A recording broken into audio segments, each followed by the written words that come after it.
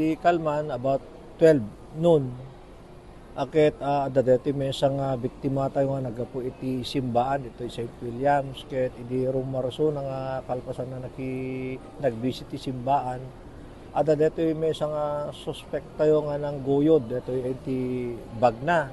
Ket di pera ginginuyod dati bag na porwak ti wallet na tatan tinaray ni suspect dito yung anti wallet isumeten nga naginuyo danda ket naalamat lang di wallet na naala ni victim dito yung wallet na then nagturong adagos kaya ti kasikgan nga pulis nga nakadetail di jay ta nagpaarayat iso dito pa nakatiliw dito pa tayo suspect nga mesa nga taga dita karkaro bataylaan nga probinsya ket inalang or dito kapulisan tayo dito yung suspect nga inkabil ito istasyon tatlo investigaranda ket na amuan tayo nga dito nga suspect ket dapay kakadwana ngem nagtatalaw dan kalpasan nga natiliw dati may suspect tayo namuan tayo pa nga datin nga the previous nga kastoy nga record na dito Ilawag City Police Station ket daksanggasat hanga nagi-file ti complaint dagitoy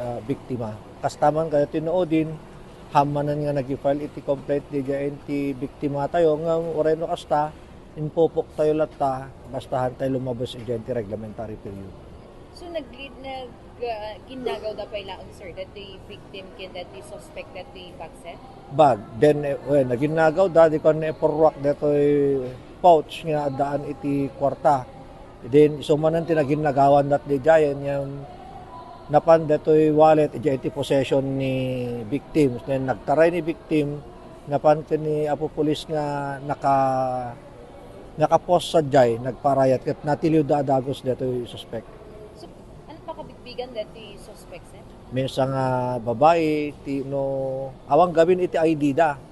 Nga mesa dati nga babae nga nakita ang itsura na kat mga middle 50s to late 50s. Ada kadwa na apo dito nga minor de edad ken kabagyan na kano kung nada mo laang yung handi bagadan nga napanan nagawid dan after nga maaresto dito suspect. Manot kakadwa na nga ta sir? Ti kunana kat mga 4 to 5 da. Habot dagiti kakadwa na sir hantay nga kasanot araramidin tayo sir tapno ma-identify dagiti.